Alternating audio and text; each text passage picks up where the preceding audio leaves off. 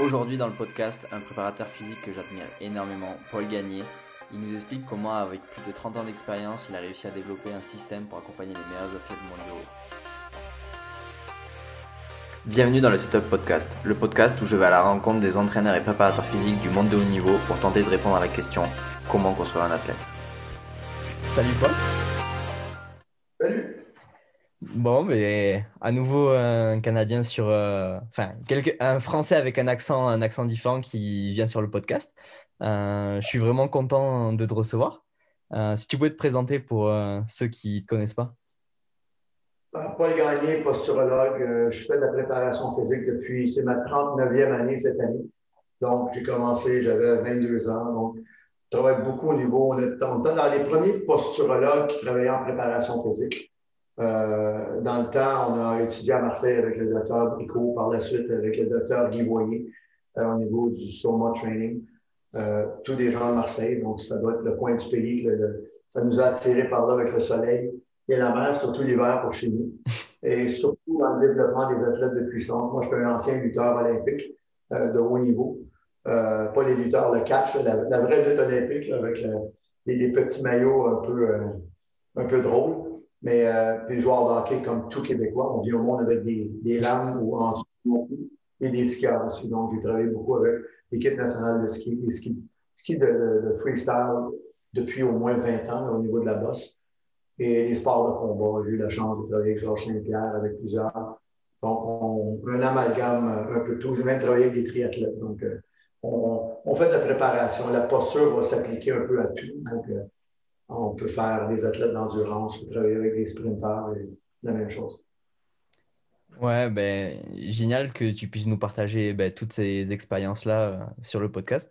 Moi, je t'ai découvert, c'était au JO de Sochi. J'ai vu deux Canadiennes sur un podium en ski de boss. Et à ce moment-là, j'étais à la fac. Je faisais mes études de préparateur physique. Et j'ai dit, waouh, il faut que je trouve le préparateur physique qui a fait ça. Parce que c'est pas de la chance. Et c'est quelqu'un, il faut que je le suive sur les réseaux. Et c'est là où je t'ai découvert, du coup, grâce au JO. Et ben, c'est à partir de là où j'ai commencé à m'intéresser à ton travail. Euh, c'est quand même pas de la chance de mettre deux sœurs du même sport sur un podium olympique, deux athlètes.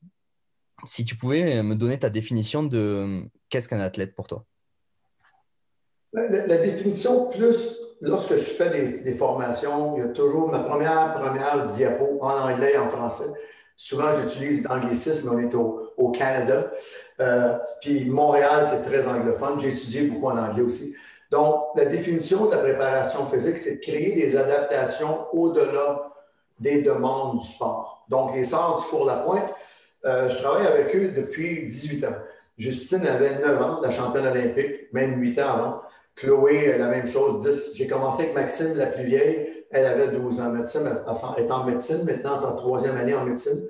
Mais il en fallait peu qu'il soit 1, 2, 3 aussi à Sochi, parce que s'il n'y avait pas eu la mini-erreur que Maxime ne fait jamais avant le dernier saut, elle serait rendue en super finale. Et cette journée-là, Max était vraiment.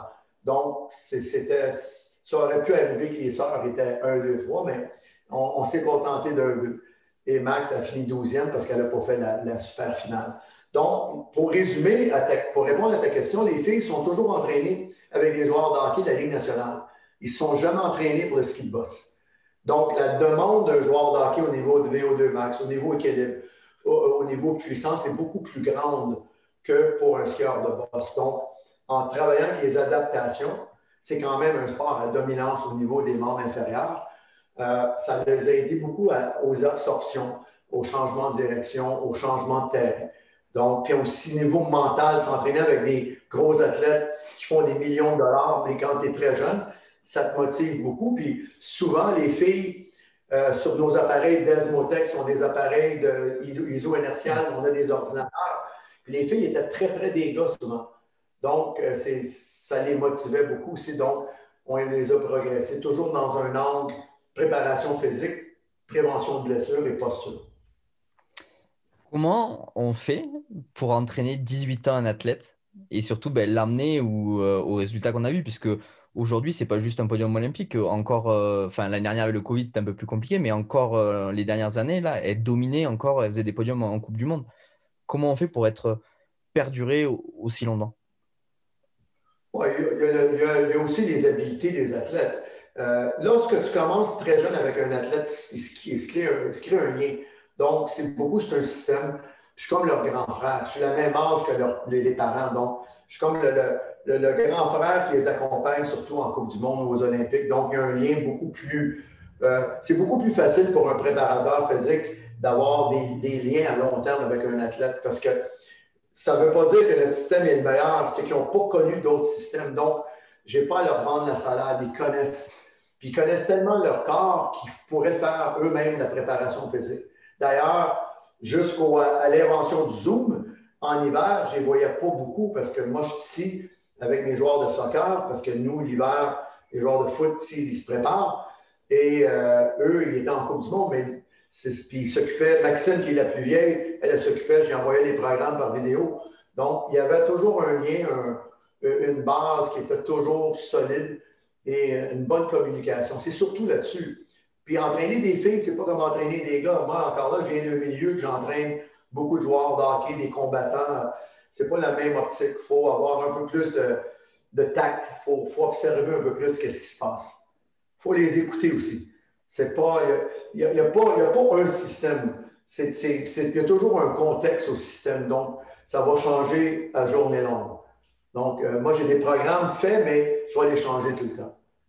Je vais faire des tests, je vais regarder comment les yeux fonctionnent, les pieds, leur démarche, la façon qu'ils se comportent lorsqu'ils rentrent dans le gym, leur langage. Puis souvent, je vais changer complètement le plan, complètement, même de la journée. Mm. Et là, enfin là, tu m'as surtout pas la partie tact, comportement, etc. On est plutôt sur des caractères, des choses comme ça, mais au niveau physiologique, etc., on est quand même sur des choses qui sont totalement différentes entre les garçons et les filles. Ça, tu le prenais en compte? Comment tu le prenais en compte? Oui, mais par contre, pas tant que ça. Justement, on a le livre qu'on vient d'écrire, il est en anglais seulement, là, mais ça s'appelle Get Stronger, Not Bigger. C'est des entraînements de puissance pour les filles parce que je travaille beaucoup avec les patineuses artistiques. D'ailleurs, Gabriela Papadakis et Guillaume Ciceron, qui sont français, j'ai travaillé avec eux pour 5 ans. Ils sont 4 fois champions du monde en danse sur glace. Puis évidemment, en danse, il ne faut pas que la fille soit trop costaud parce que malheureusement, il y a des préjugés. Et aussi pour le partenaire, il doit la transporter tout le temps. Heureusement, Gabriella est très, très mince, mais c'est arrivé dans d'autres cas que les filles avaient tendance à muscler rapidement. Donc, ça prend des techniques d'entraînement pour augmenter la puissance, prévenir les blessures, mais sans trop d'hypertrophie inutile. Parce que, encore là, sont jugés. Donc, c'est l'aspect que les gars, c'est très rare qu'il y ait des sports qui doivent garder une hypertrophie très limitée, à part nous, en sport de lutte, parce qu'on avait des poids à respecter. Lorsque tu travailles, j'ai fait du judo. Donc, il faut faire ces applications. C'est comme ça qu'on les a développées, à travailler vraiment, euh, on appelle ça une hypertrophie utilisable. C'est Mm. pas de l'hypertrophie comme un gymnase. Un gymnase va avoir une bonne hypertrophie, mais c'est une hypertrophie qu'il va pouvoir utiliser. C'est pas juste la pompe, la fonte dans le gym. Parce qu'on s'est aperçu au fil des années que juste pomper pour pomper, c'est presque aussi pire qu'avoir du gras.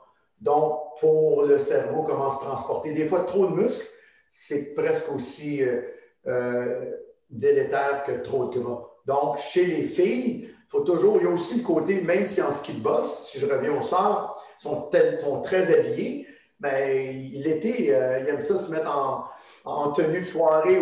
Donc, il ne faut pas trop, il faut avoir quand même l'esprit que la fille veut bien paraître quand même si c'est une athlète olympique. Donc, il faut toujours tenir ça en ligne de compte par rapport au niveau du cycle mensuel, au niveau menstruel, il faut faire attention. Mais à part de cela, je serais surpris que, comme je vous dis, comme je te dis, à s'entraîner avec des joueurs de hockey, puis c'est tous des gars. Puis je ne modifiais pas beaucoup, beaucoup le programme d'entraînement. Ils ont une capacité, souvent les filles, à faire des efforts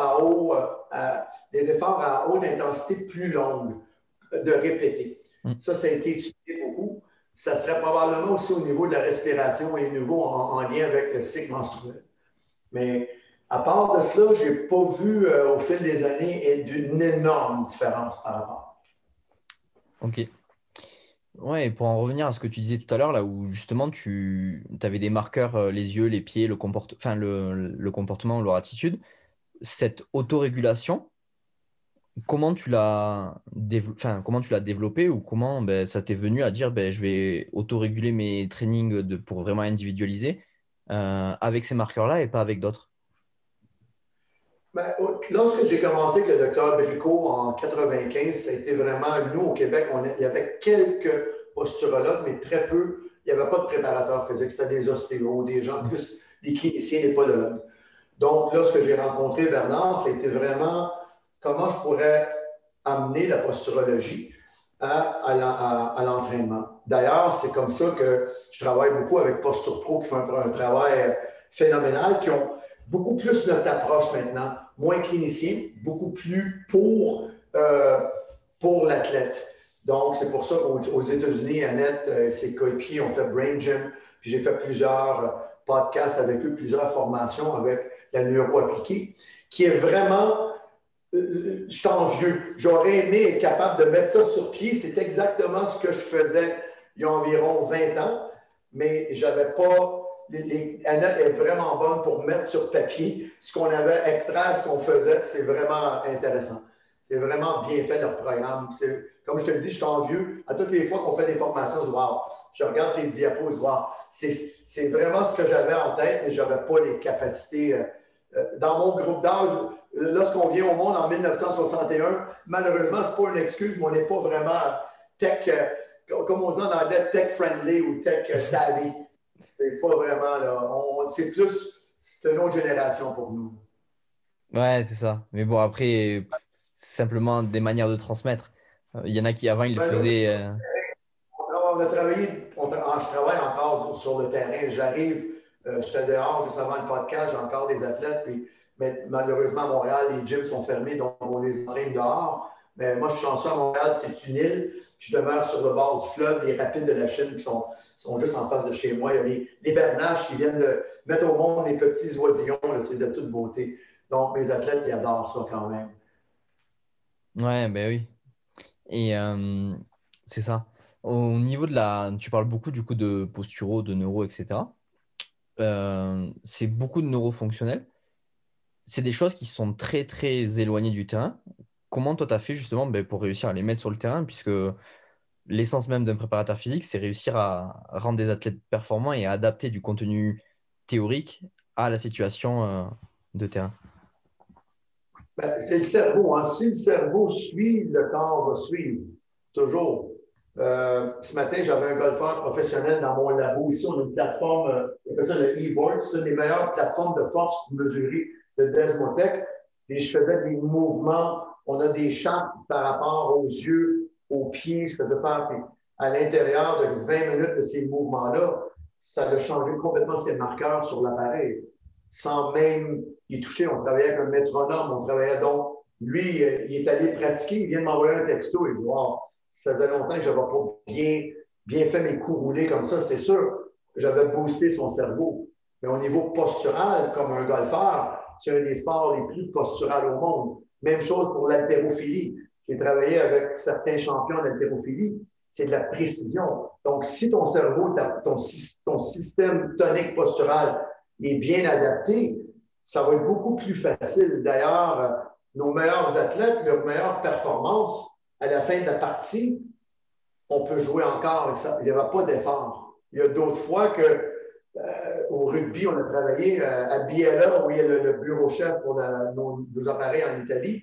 C'est un gros endroit que il y a beaucoup de joueurs de rugby d'Italie qui sont établis. Biella, c'est comme une mecque dans ces coins-là. Mais on a fait beaucoup de testing avec eux, même en Angleterre, avec l'équipe d'Angleterre, en Afrique du Sud, parce qu'un des préparateurs vient de l'Afrique du Sud, et ont tous les mêmes comportements. Ils ont vu que du moment que les muscles des yeux étaient mieux, la peau du pied était plus sensible, ils ont vu un gain en performance immédiate qu'ils n'avaient jamais pu voir avant. Parce qu'on s'en allait, c'était trop mécanique. Le problème en préparation physique, c'est comme travailler sur ton ordi, travailler sur les apps ou travailler sur le clavier. Mais il y a quand même l'intérieur, il faut s'assurer qu'il y ait assez de mémoire. Si tu n'as pas assez de mémoire, tu aurais beau rentrer, mais c'est ça qui est le problème. Donc, la posture, la méthode Posture Pro nous permet de régulariser par rapport au cerveau. Donc, c'est beaucoup plus précis. Pour l'athlète, il voit immédiatement un gain. Parce qu'on fait en préparation, c'est beaucoup de la vente. Surtout si vous avez des athlètes nouveaux. Moi, j'ai eu beaucoup de joueurs de football américains qui viennent nous voir. Puis, traditionnellement, au Québec, on est plus connu pour les skieurs et les joueurs de hockey. Donc, ils étaient un peu sceptiques, c'est correct. Puis, je n'ai pas vraiment la stature d'un joueur de football américain. Donc, mais après une demi-heure qu'on a fait des évaluations, qu'on expliquait, on montrait des avant-après de façon objective avec des appareils. Ils étaient vendus. Donc, le 50 de la vente, ils en voulaient plus. On dit, wow! Comme tous nos exercices dans notre livre Get Stronger, Not Bigger, on les a fait tester avec beaucoup d'athlètes, l'Université Browns, les sprinteurs, les patineurs, puis on dit, c'est merveilleux. Pour la première fois, on se sent bien. Le lendemain, on n'a pas trop de douleur musculaire. Après quelques mois, on n'a pas beaucoup pris d'hypertrophie, ou très peu, ou même pas. Mais pourtant, on est beaucoup plus fort, beaucoup plus puissant, plus précis. Donc, on a atteint notre objectif. C'est pour ça qu'avec Kim Goss a été le Ghost Rider, je n'ai pas le vrai mot en français, qui écrivait pour Charles Poliquin. C'est lui qui a écrit tous les livres de Poliquin depuis 30 ans. Donc, lui, il écrit tous les articles qui ont été écrits, qui est mon nom, c'est pas moi, c'est Kim Goss. Lui, il fait ce qu'on fait. Avant, c'était par téléphone. Puis, Kim il a une connaissance vraiment avancée, une maîtrise en physiologie, mais c'est un ancien soldat de l'armée américaine. Donc, un haltérophile de très haut niveau. Donc, une grande compréhension de la physiologie. Donc, ça ne prenait pas un appel, une demi-heure, puis les 3 pages de l'article étaient faites. Donc, moi, je parle beaucoup mieux que j'écris. Il y a une façon d'écrire qui est très imagée. Donc, le livre, il a très bien fait pour ça. C'est très, très imagé. Il y a beaucoup de photos. Puis, il donne l'histoire. Comment emmener des mouvements d'haltérophilie, comment l'enseigner un peu, mais pour des jeunes filles qui font du patinage artistique ou des gymnastes, c'est surtout pour les filles, le livre. Même les gars qui vont pouvoir s'en servir s'ils ont un sport, qui ne peuvent pas trop prendre de masse musculaire, mais prendre de la puissance. Ouais, c'est intéressant là, ce que tu disais, parce que plus je travaille, plus je vois des athlètes. Et en fait, je me rends compte que la notion de transfert, elle est elle est collée à la notion d'accès. Si on n'a pas accès à l'ensemble de notre corps, on ne pourra pas transférer dans l'activité de la préparation physique. Mais c'est toujours le défi lorsqu'on travaille avec des joueurs de hockey ou des skieurs, parce qu'ils n'ont pas l'avantage dans le gym d'avoir les outils qui ont en dessous de leurs pieds. Le joueur de hockey, c'est des patins. Souvent, lorsque j'étais avec les joueurs de rugby, vous connaissez les joueurs, pas j'étais en Angleterre, je donnais des formations. Puis maintenant, dans le Barclays League, il y a beaucoup de préparateurs d'Angleterre qui étaient d'ex-joueurs de rugby. Donc, parce que le foot en Europe a commencé un peu comme ici au Canada, la MLS, c'est beaucoup plus physique. Les Américains aiment ça un peu plus de contact, les Canadiens, donc c'est du mini-foot rugby. Donc, les joueurs ont fallu qu'ils commencent à travailler beaucoup plus leur haut de corps. Donc, les préparateurs de rugby ont commencé à s'impliquer beaucoup plus dans la préparation physique des joueurs de foot en Angleterre surtout. On peut voir, puis maintenant, des joueurs comme Ronaldo qui était exceptionnel, il n'a pas l'air d'un joueur de foot traditionnel, là, très maigre et des grosses jambes. Il pourrait jouer au hockey, il pourrait faire de la lutte, il pourrait faire du UFC. Donc, ça, c'est un bel athlète, mais il y a beaucoup, le niveau athlétique des joueurs de foot depuis une dizaine d'années s'est beaucoup amélioré. On voit, c'est difficile à dire, lui, c'est un joueur de foot. Lui, tu aurais de la difficulté à avoir. C'est ça qui est bien. Donc, pour le transfert d'un joueur de foot ou un joueur de rugby, c'est beaucoup plus facile dans le gym de prévoir ou sur la piste. Un joueur de hockey, tu ne sais pas. Tu n'as pas cette mécanique de patin. C'est pour ça que moi, je fais beaucoup de préparation sur la glace. Donc, nos appareils d'Esmotech, nos appareils de iso-inertial, on a des matelas en caoutchouc qu'on voit à l'aréna pour pas qu'on coupe, qu'on abîme nos patins. On les met dessus, puis ils vont le faire avec ça. On emmène même nos poulies iso-inertiales sur la glace, qui vont faire des mouvements. Donc là, ils voient beaucoup de transferts. Même chose pour mes skieuses.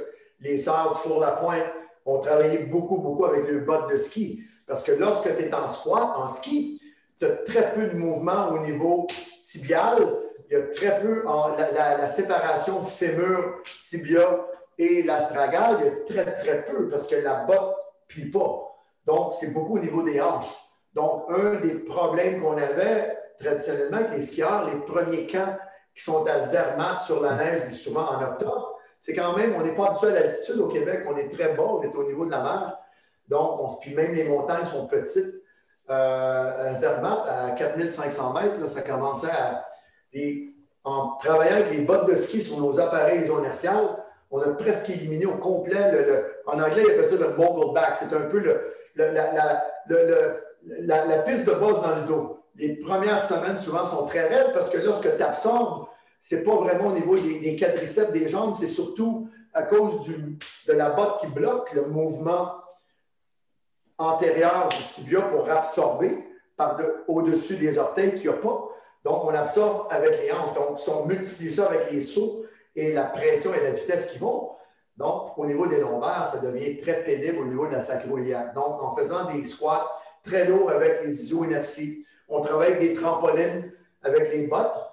On a vu une bonne différence. On a été capable d'éliminer presque au complet. Cette année, sur la Coupe du monde de ski, on avait Michaela Scheffel qui travaille avec nous, qui travaille avec les appareils Desmotec, son préparateur physique, il en fait faire beaucoup. Petra Lova, c'est mon collègue Marco Porta d'Italie. C'est elle qui a le globe de cristal. Les Italiennes, Cotroni et les autres. Donc, je crois qu'on a 4 ou 5 des meilleurs sur la planète qui sont avec notre système d'entraînement. Pas uniquement à moi, mais dans la même optique par rapport à l'iso-inertie, à mettre le bot de ski, essayer d'avoir le plus, surtout près de la saison, avoir le plus de transferts possible, puis de jamais sous-estimer le pied. C'est le plus grand défi, surtout pour les joueurs de hockey et les skieurs, parce qu'ils n'ont pas, lorsque ton pied est pris dans une botte très rigide, tu n'as pas vraiment la facilité de récupérer au niveau de la poneyose plantaire, surtout des patiniers qui sont très sensibles, les récepteurs du pied à la pression, tu ne les as pas. C'est comme écrire avec un gant de boxe. Tu n'as pas l'application même dans un soulier de course, mais tu peux bouger tes orteils un peu. Comme moi, je travaille beaucoup avec les souliers orteils quand je m'entraîne pour avoir une segmentarisation. Le patin, la botte de ski ne te permet pas ça. Ouais. Mais je pense, ce que tu disais là, c'est ce qui arrive de plus en plus. Les gens s'en rendent compte. Avant, il y avait des gens qui prenaient pour des fous. Ils disaient non, les machines iso-inertielles, ça marche pas, il faut de la fonte. Parce que ce qui est vraiment drôle, c'est que l'iso-inertiel vient des États-Unis. Ça a été développé par des Américains.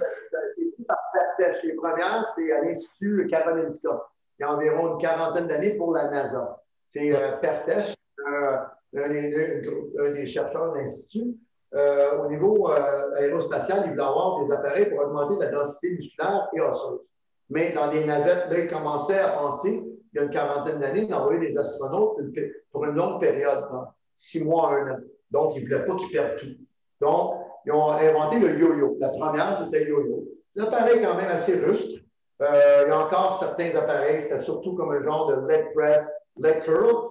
La plateforme de squat n'était pas vraiment adéquate, mais les Italiens ont pris le processus et ils l'ont fait de façon italienne, comme les Ferrari. Donc, la différence entre, mettons, yo-yo, K-box et les Italiens, c'est la différence entre un appareil qui est suédois, qui est comme une Volvo, qui est très bonne auto, mais qui n'est pas une Ferrari. Nous, mes athlètes préparent. Le plus important dans l'iso-inertial, c'est, on appelle ça en anglais le recoil. Donc, on appelle ça l'excentrique. En anglais, on appelle ça eccentric overload, la surcharge d'excentrique. Mais ce n'est pas vrai. C'est la surcharge d'excentrique à haute vélocité. Lorsque tu cours, lorsque tu changes de direction sur un terrain de football ou de rugby, ce n'est pas en bas. C'est vraiment une fraction de seconde qui se fait, tu es en position presque debout. Donc, il faut avoir des appareils qui vont aller au-delà. Donc, les appareils qu'on a avec les petites cordes, le mécanisme est très fin. On le voit, on le fait les tests. Mais le retour, la transition entre l'excentrique et le concentrique est très court. Donc, le timing, donc il y a beaucoup de joueurs de foot qui n'aimaient pas nos appareils. Ils disaient, oh, c'est trop difficile. Ils préféraient la version poulie qui est un compte, beaucoup plus facile. Je peux te parler, je peux les faire, mais il n'y a pas de transfert. Mais tu connais l'ego de certains athlètes, ils sont c'est pas bon pour moi, je me fais brasser. Mais il faut. Dans le gym, il faut que ça soit dur. Il faut que ça soit difficile. Parce que tu veux que ton sport, tu crées des adaptations au-delà des demandes de ton sport. Si ta préparation est facile, ton sport va être difficile. Donc, tu ne joueras pas au hockey, tu vas faire du hockey. Tu ne joueras pas au foot, tu vas faire du foot. Mais le but de jouer, c'est d'avoir une facilité, une allégresse, une souplesse, un mouvement. C'est pour ça que la préparation doit être pensée en rapport à la courbe de force-vélocité. La plupart des sports, c'est complètement à droite de la courbe, mais il y a encore des gens qui font des entraînements en surcharge complètement à gauche. C'est bon si tu es dynamophile ou powerlifter. Je suis d'accord, c'est ton sport. Mais de là à faire du bench press à outrance, du gros squat, puis du deadlift à très basse vélocité, toute l'année, je ne te dis pas qu'il n'y a pas une application, mais il faut faire attention. Il faut s'assurer que la posture, ce n'est pas lever de la fonte à tout prix. Il faut avoir une bonne posture. Mais nous, le problème avec les joueurs de hockey, c'est que souvent, on a seulement 12 semaines. Et la plupart des joueurs de hockey ont des blessures. Donc, le premier 4 semaines, il faut réparer. Donc, il nous reste 8 semaines. C'est quoi un joueur de hockey? C'est de la puissance pure. Donc, il n'est pas à droite de la courbe, là, il est dans le milieu. Donc, il y a beaucoup de force. Il doit pousser l'inertie. Dans les coins de patinoire, il y a beaucoup de joueurs au-dessus de 100 kilos. Donc, il faut adapter donc, les systèmes d'entraînement mélangés, haltérophilie, travailler avec les élastiques, les chaînes, travailler avec les appareils d'Esmotech. Pour nous, ça a été une découverte. Ça fait 11 ans qu'on travaille avec ça. Ça nous a fait sauver beaucoup de temps et beaucoup de blessures. Parce qu'encore là, avant, il y a beaucoup de nos athlètes, on voulait sauter la phase en force. Ils ne pouvaient pas. Il y avait des blessures. Les joueurs de hockey ont beaucoup de blessures aux hanches. Le mouvement de patin n'est pas vraiment efficace. Donc, on faisait des mouvements à une jambe, pas beaucoup de charge, mais la surcharge excentrique était passée. Le hockey, c'est beaucoup d'absorption, de décélération, d'accélération très rapide, plus d'énormes impacts. Donc, c'est pour ça qu'en pensant à la courbe de force-vélocité, il faut toujours penser où est mon sport, comment. Parce que la plupart des gens vont faire beaucoup, beaucoup de vitesse, mais beaucoup, beaucoup de force. Mais il n'y a rien dans le milieu. La plupart des sports sont là. Donc, c'est ça qui est le problème. C'est ça. C'est quand on analyse la course à pied ou des choses comme ça, l'impact à la course à pied, on prend, je crois, 7 fois notre poids en soccer, là, quand ils décélèrent. Ils prennent 7 fois leur poids, mais tu peux squatter à 250 kilos, tu n'y arriveras jamais. Tu ne recréeras jamais la même situation.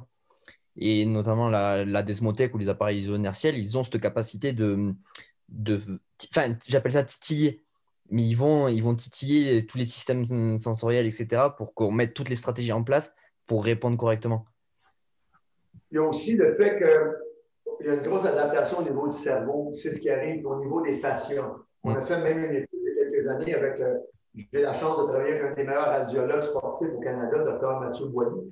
On a fait des tests avec des systèmes d'échographie de haute résonance. D'ailleurs, on avait une Canon la première fois, puis on avait un appareil français, je ne me rappelle pas, la deuxième. C'était vraiment efficace. On a pu voir une augmentation du signal au niveau du tendon patellaire et des tendons d'Achille. Que le belt squat, parce qu'on a voulu essayer de faire un double aveugle, parce qu'avec la barre, c'est passé, on avait un genre de, comme les Américains font avec une genre de ceinture pour imiter un peu plus avec une poulie qui n'est pas inertielle. On a fait des avant après, on a changé, puis les résultats, on a fait des sauts verticaux après. Mais l'énergie élastique était beaucoup plus grande chez les gens qui avaient fait l'iso-inertie à haute vitesse, pas à basse vitesse, à haute vitesse que ceux qui avaient fait le squat très lourd ou avec le belt ou avec une poulie normale isocinétique. Ouais, mais c'est ça qui est intéressant avec ces machines iso-inertielles, c'est qu'elles répondent vraiment en fonction de l'accélération que tu lui donnes. C'est pas là, elles vont répondre en fonction de ton accélération. Donc du coup, on surindividualise encore plus en fonction des gens. C'est très imprévisible comme un jeu. Donc, lorsque tu joues au foot, tu joues au hockey, ou tu accélères, c'est mathématiquement impossible de faire deux mouvements pareils. Donc, avec l'appareil, c'est la même chose. Si tu pousses fort, ben, on va te réinjecter encore plus fort. Donc, il se produit un effet de timing. On s'aperçoit que les athlètes ont beaucoup, même chez les joueurs de golf, les joueurs de golf, ils me disent, wow, mon tempo est beaucoup mieux depuis que je m'entraîne avec ces appareils-là. Encore là, on ne fait pas juste ces appareils-là. Mais lorsqu'on est pris dans le temps, c'est des choses qui nous sont très utiles parce qu'on coupe beaucoup de temps, on coupe certaines parties de la préparation. Parce que la réalité des sports olympiques, la réalité des. Je ne peux pas dire à la Ligue nationale, oh, mes gars ne sont pas prêts, attendez le début de la saison. Ils vont dire, allez, va te faire foutre, mon garçon. Là. Allez. Ouais, c'est ça. C'était, je sais pas si tu connais Bernstein. C'est lui, il avait un des premiers à avoir ce qu'il appelait la répétition sans répétition. C'est que même dans une série, on n'a jamais la même chose. Et comme le cerveau, il Exactement. fonctionne en prédiction derrière, et ben en fait, on le trompe tout le temps.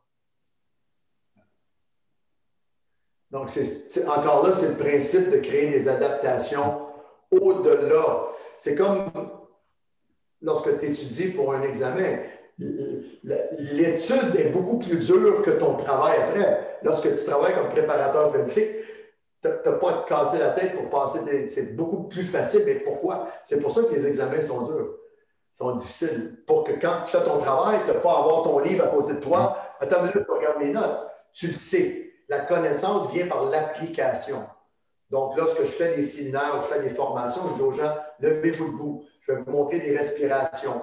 Faites des expos, le sentir, surtout si vous faites de la préparation physique. Parce que si vous n'êtes pas capable de le faire, ça n'a pas besoin d'être fait aussi fort que votre athlète, mais d'être capable de bien le démontrer et de le ressentir, ça va être très difficile pour vous de l'enseigner. Parce que la connaissance vient par l'application seulement. Mm. C'est pour ça qu'écrire avec un crayon, c'est beaucoup mieux pour engrammer des notes que de l'écrire au dactylo. Parce que le fait de dessiner les premières écritures, c'était comme les hiéroglyphes, c'était des dessins. On a dessiné dans des caves bien avant l'écriture qui date d'environ 15 000 ans. Donc, le fait de graver, ça l'engramme, ça l'engrave au niveau du cerveau. Mm. Je sais plus où j'avais lu ça, c'est que quand tu tapes sur l'ordinateur, tu es à moins de 10 connexions, et quand tu es à la main, tu es à plus de 1000 ou je sais plus combien. Ouais, exactement. Puis tu as une connexion au niveau des récepteurs de ta main, comme les pieds. Mm. C'est comme ça. Donc, le problème, moi encore là, je vais avoir 60 ans bientôt, puis je regarde le problème qu'on est là. Je travaille avec des immunologues, on travaille avec des médecins, puis je suis d'accord avec eux. Le même virus serait arrivé il y a 30 ans, il n'y avait même pas de chance. Les gens étaient beaucoup plus résilients, beaucoup plus forts au niveau système immunitaire. Ils se gavaient moins de médicaments. Et ils mangeaient pas mieux, mais ils bougeaient plus. Ils étaient plus dehors, ils étaient moins assis sur l'ordi. Aujourd'hui, c'est des victimes très faciles pour un virus qui arrive là, parce que les gens sont vraiment pas, le terrain est vraiment pas bon en général. Les gens sont trop gras, ils mangent trop. Donc, ils ne sont pas préparés mentalement et physiquement à faire face. L'adaptation, la loi d'Hormèse, c'est pas appliqué à eux. Ils n'ont pas créé, ils veulent la facilité, mais dans la vie n'est pas facile. Mm. On vit contre la gravité. Tu dois mesurer qu'est-ce qui me pousse. Ben, c'est la gravité. Lorsque tu es sur le bord de la mer, tu es dans l'eau, tu te sens beaucoup mieux. Pourquoi? Dans l'océan, la gravité ne t'affecte pas. Donc, tu es beaucoup plus en harmonie. Mais dans la vraie vie, tu as la gravité. Donc, si ton système postural est bien en harmonie, ben, tu vas voir, mais il y a du travail à faire pour arriver que ton système postural soit bien aligné. La même chose en préparation physique. C'est la même chose dans la vie de tous les jours. Moi, je donne il faut que je fasse attention parce que le Big Pharma est très fort, mais je ne suis pas contre les médicaments, je ne suis pas contre les vaccins, mais ce n'est pas la panacée. Oui, tu peux te faire vacciner, mais ne va pas manger comme une poutine avec du sucre à la crème. Allez, c'est pas, ça ne donne rien. Fais-toi pas vacciner, mais prends une bonne diète, on va t'entraîner. C'est comme les gens qui sortent du gym et ils se grillent une cigarette. Ils disent non, va pas au gym, mais fume pas, tu vas être correct, ça va être mieux comme ça. Donc, c'est ça qui est le danger. Moi, j'écoute mes clients qui sont fait vacciner récemment, puis ils pensent qu'ils sont immunisés. Ils disent, non, non, non, non, non. Il n'y a rien. Si vous ne changez pas vos habitudes de vie, vous allez voir, c'est pas moi qui le dis, les statistiques, on n'est pas sorti de l'auberge. faut vraiment avoir un changement profond dans nos habitudes. Il faut bouger, il faut sourire, faut sortir de nos écrans, il faut sortir de la maison, mais toujours en sécurité. Ouais, c'est ça. C'était un biologiste qui disait il n'y a pas de mauvaises bactéries, il y a juste des mauvais terrains. Et Exactement. Il y a toujours un contexte. Moi, on était sur Zoom beaucoup, presque pendant 1 an et demi, mais ici, l'hiver, on ne peut pas vraiment aller dehors, beaucoup entraîner nos athlètes, à part en ski. Mais moi, j'ai des appareils qui mesurent la variabilité cardiaque, mais lorsque je suis dehors, le matin, lorsque je me lève, ma variabilité est au moins à 30 à 40 mieux. Puis, dans mon groupe d'âge, il faut être très, faut connaître notre variabilité cardiaque parce que c'est en lien avec comment ton cerveau fonctionne, mais aussi ton cœur. Donc, il faut faire attention à notre santé aussi cardiaque. Donc, lorsque la variabilité cardiaque est bien, donc est quand même élevée, là, on peut voir qu'on est en harmonie, mais on se sent mieux. Si on avait un appareil pour mesurer les ondes cérébrales, c'est sûr qu'on est dans les bas bêta ou les hautes alpha environ en 12, 13, 15 Hertz. Donc, c'est facile pour toi, tu es calme, mais tu es vraiment focus. hmm, ouais, il y a beaucoup de gens qui se focus sur les fréquences cardiaques, alors qu'en fait, le temps entre ces battements, il est beaucoup plus intéressant. Beaucoup plus intéressant. Ça se contrôle avec la respiration. Hmm. Le plus important, c'est la respiration. C'est pour ça que j'ai fait beaucoup d'études les 10 dernières années sur différents, d'ailleurs, avec Expertise 360, on a un programme, ça s'appelle restriction respiratoire. C'est Airflow Restriction. Donc, c'est des mouvements que je donne par rapport au diaphragme, comment travailler avec l'hypoventilation, travailler avec l'hyperventilation, avec comment augmenter le CO2, mais avec des mouvements pratiques. Il y a beaucoup de bons programmes de Bouteco à Wim Hof, à Mackenzie, qui est très bon.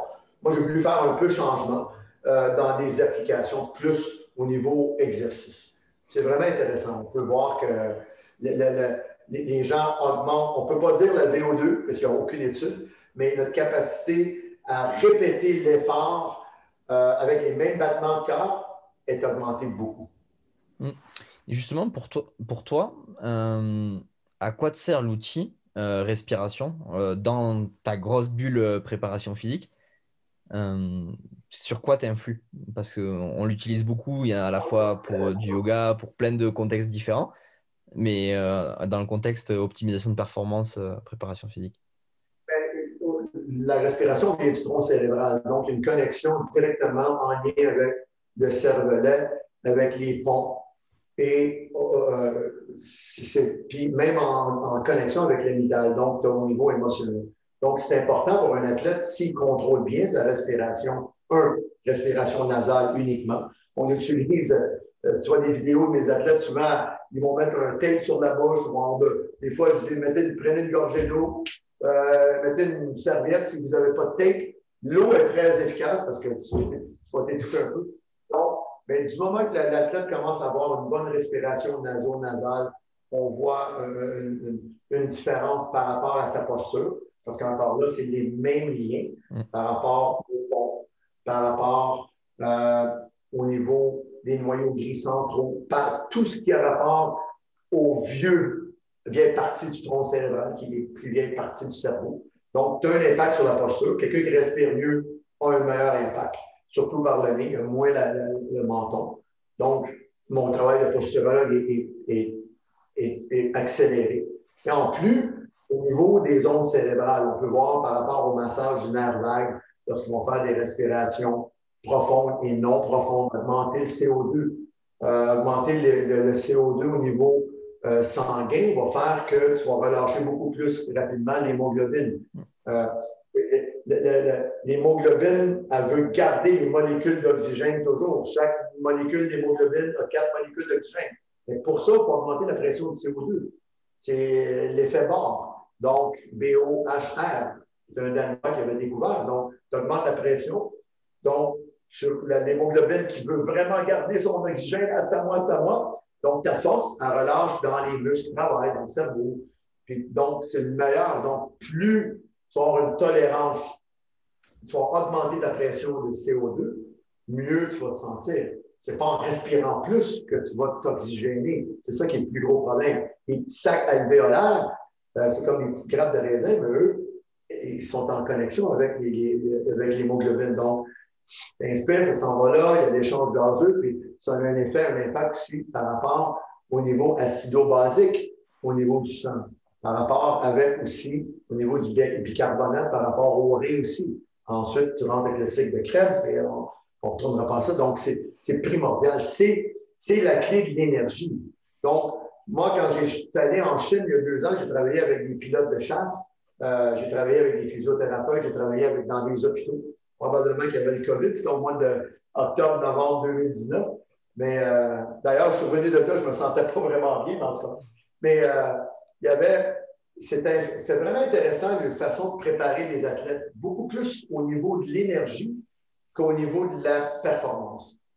Donc, ils vont aller chercher, ils savent que si j'augmente l'énergie vitale par rapport au niveau du corps et au niveau du cerveau, par rapport aussi à la mitochondrie, l'athlète va performer mieux pour longtemps, au lieu d'avoir toujours la performance derrière, qui est souvent dans les préparations nord-américaines et européennes.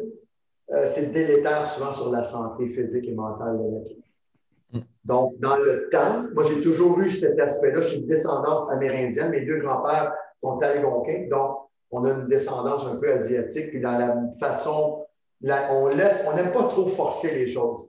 On aime la nature. J'emmène la roue, mais je ne pousserai pas la roue en dehors. Je vais la laisser, je vais l'emmener au niveau de la gravité, puis elle va suivre son cours.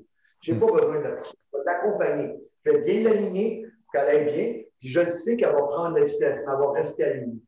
C'est important de ne pas, lorsque l'athlète est dans un état mental ou physique qui n'est pas adéquat, il ne faut pas taper sur le clou. Il faut faire d'autres choses. Faut pas, je dis à mes athlètes, imagine que tu es dans le sable mouvant.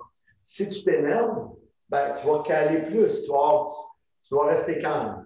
Puis tu vas avoir des solutions vont arriver, tu vas pas te démerder. Mais si comme on dit, il faut battre le fer quand il est chaud. Lorsque tu es très chaud, ben là, il faut en faire. Là, et lorsque tu es très froid, tu peux casser le métal. Donc, il faut le réchauffer. Il faut trouver des méthodes de le réchauffer.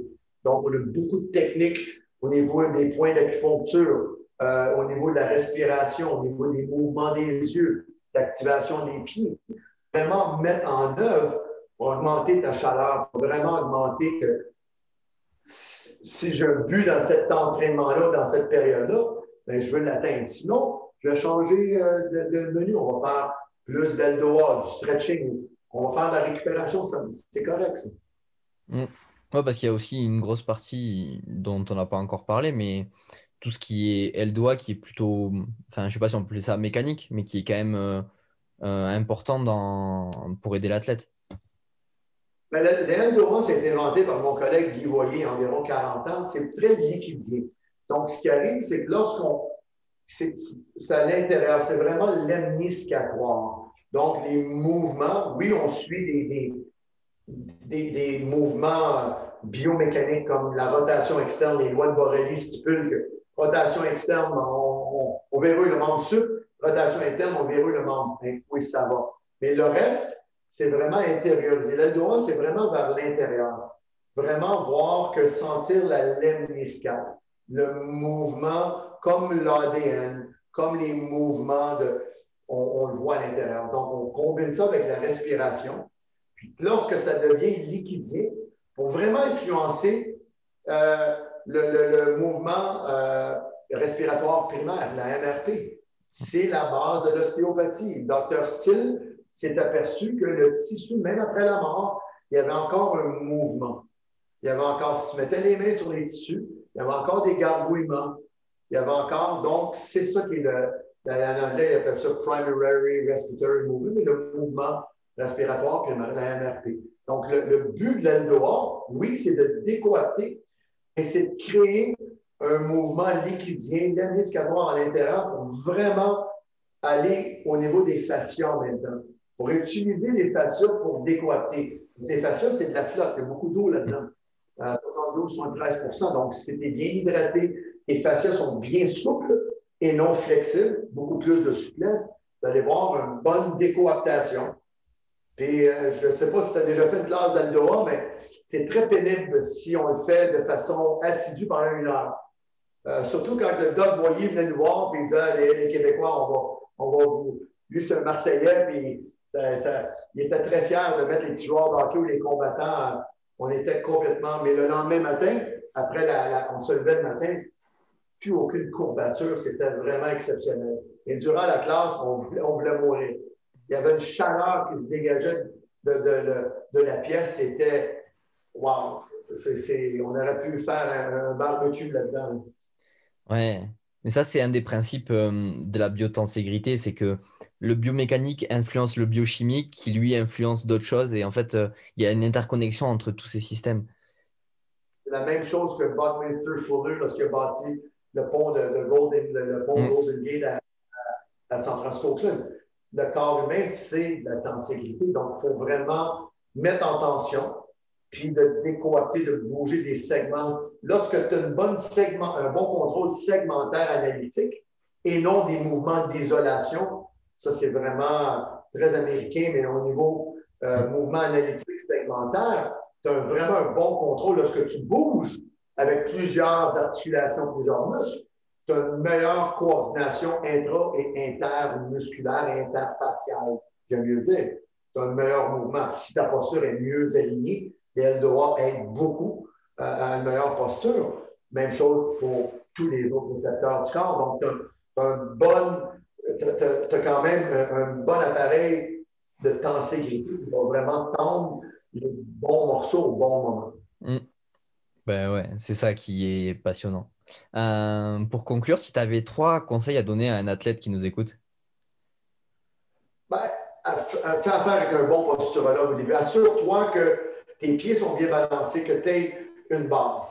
Au moins que dans les trois plans de l'espace, regardez si les muscles des yeux fonctionnent bien, si le pied. Parce que tout ce que tu vas faire après va être en lien direct avec ça.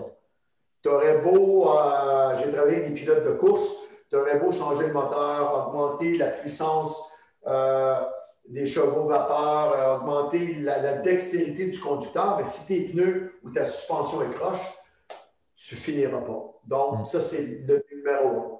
Deuxièmement, bien apprendre à respirer. Ça, c'est la base. Posture et respiration, c'est mes un, 2. Si tu as ça, déjà, tu vas être en bon lien. Et de trouver une préparation physique qui te convient aussi, parce que ça ne veut pas dire que tu fais du foot, que tu as besoin de t'entraîner comme un joueur de foot. C'est important. C'est surtout au niveau des préparateurs physiques sportifs de ne pas s'improviser préparateur physique de salle. Ça, c'est mes plus grands ennemis. Un exemple, j'ai des gardiens de but au hockey. Ben, le gardien de but au hockey va peut-être faire des mouvements, se jette sur la glace, il glisse, peut-être une trentaine de fois dans le partie maximum, peut-être 40. Mais faites pas, il ne faut pas que le coach sur la glace lui en fasse faire 40 en une demi-heure. Il va le blesser. Il n'y aura pas d'application, il n'y aura pas de transfert. Même chose chez mes joueurs de hockey, mes joueurs de golf, la même chose. Ils vont sur le champ de pratique, puis ils frappent une balle après l'autre. Dans la vraie vie, ils frappent une balle aux 10 minutes. Mm. Donc, il faut prendre une préparation. Lorsque tu as l'outil qui te fait jouer comme des patins, un hockey, tu es sur la glace, ou un bâton de golf, un ballon de foot, il faut faire attention parce que là, tu t'entraînes avec un ballon. Donc, tu vas compter le nombre de répétitions. Tu dois te servir, même si c'est un ballon, un bâton de golf ou un bâton de hockey, et tu ne joues pas, tu dois avoir la même séance, utiliser la même séance de préparation physique dans la salle. C'est pour ça que moi, je suis sur la glace, beaucoup de mes athlètes, sur la piste de ski, parce que je vais faire un genre de monitoring du volume, des fréquences cardiaques, la variabilité cardiaque, du niveau de fatigue. C'est ça qui est le plus gros. Moi, c'est mon ennemi numéro un. Combien de fois que j'ai vu des patineurs artistiques arriver au gym, ils étaient complètement bousillés. Ils ont fait des sauts, des doubles axels pendant une heure. Mais c'est complètement con. C'est des mouvements de puissance. On connaît tous, ça prend beaucoup de temps de repos en ça pour être efficace. C'est ça qui est le problème. Après ça, la personne, ah, ben, je ne suis pas efficace. Je comprends, tu fais beaucoup trop de volume. Ça n'arrive pas comme un joueur de golf. Ton résultat peut être dopé par le volume. Mais dans une vraie partie, tu ne peux pas reprendre une autre balle si tu as manqué ton coup. Tu dois être capable de performer avec un temps de repos. Parce que sinon, si tu un après l'autre, c'est pas la vraie vie, là. Ça veut pas dire que ou si tu pratiques sur un terrain plat, qui n'arrive jamais sur un terrain de golf, jamais tu vas avoir les pieds impossible mathématiquement. Donc, tu vas avoir une sensation où je m'améliore, mais pas vraiment transférable à la partie.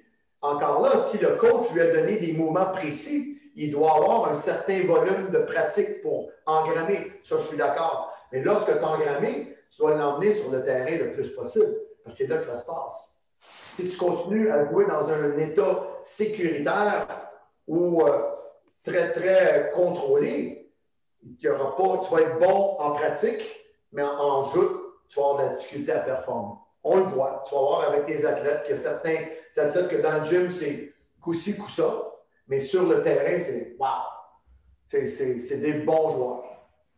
C'est sûr qu'ils bénéficient d'augmenter un peu, mais en anglais, on dit don't fix what ain't broken. Des fois, il ne faut pas trop essayer de réparer ce qui n'est pas brisé. Il faut faire attention. Des fois, essayer de faire trop de changements rapides, il faut être patient. Il faut écouter l'athlète, regarder. Puis, il faut qu'il y ait du plaisir là-dedans. Si c'est encore là, c'est un jeu. C'est ça qui est important. Il faut que l'athlète ait j'ai le goût d'aller au gym, comme mon travail, j'emmène mes appareils inertiels sur le bord de l'eau. Le décor, pour eux, je voyais leur sourire ce matin. Qu'être dans mon garage, qui est plus sombre, c'est moins plaisant. Mais aujourd'hui, il y avait d'excellents résultats comparativement à la semaine passée. C'est ça qui. Ouais, la clé, c'est la variabilité et le temps nécessaire pour récupérer cette variabilité, mais avec le sourire, si on résumait. C'est important d'avoir un sourire, d'avoir du plaisir à l'entraînement. C'est pas, ça devrait être un outil pour nous permettre de pratiquer notre sport et non le faire. C'est la différence entre jouer et subir. C'est pas normal après un match de foot ou un match de hockey que tu es obligé d'être couché sur la glace pendant 8 heures de temps. C'est pas normal. Tu dois être capable, ou après une compétition de boss, de ne pas en prendre une semaine chez le masso. La récupération est importante, mais c'est important un bon échauffement, un bon retour au calme, les respirations. Il y a beaucoup de techniques de récupération aujourd'hui. Nous, on utilise beaucoup le sauna, on utilise beaucoup de mouvements. La cryothérapie, c'est facile. Ici, l'hiver, tu sors dehors, tu es en cryo. On prend notre douche, on se baigne dans l'eau froide, mais on le voit la différence dans la récupération chez l'athlète. Ouais. Ben écoute, merci beaucoup pour cet échange. Si les gens ils veulent te retrouver ou te suivre, où est-ce qu'ils peuvent avoir ça? J'ai mon PG Performance. OK. Il va y avoir de plus en plus de choses en français. Mais sur le site d'Expertise 360, qui est uniquement en français, vous allez voir beaucoup des capsules que j'ai fait au fil des années. Et la dernière est là, restriction respiratoire. Et notre livre, qui est malheureusement pas en anglais, mais qui est très illustré, qui est facile à comprendre, qui sort sur Amazon dans environ une semaine, c'est Get Stronger, Not Bigger. C'est vraiment bien. Kim a fait un travail colossal c'est vraiment bien fait. Donc, on va essayer de traduire ça va être une de mes tâches. Ouais, ça serait génial. En audiobook. Ça serait plus facile pour moi de le faire en vidéo ou en audio. Pourquoi pas? On a la chance aujourd'hui. On a la chance d'avoir les outils pour le faire, donc vas-y.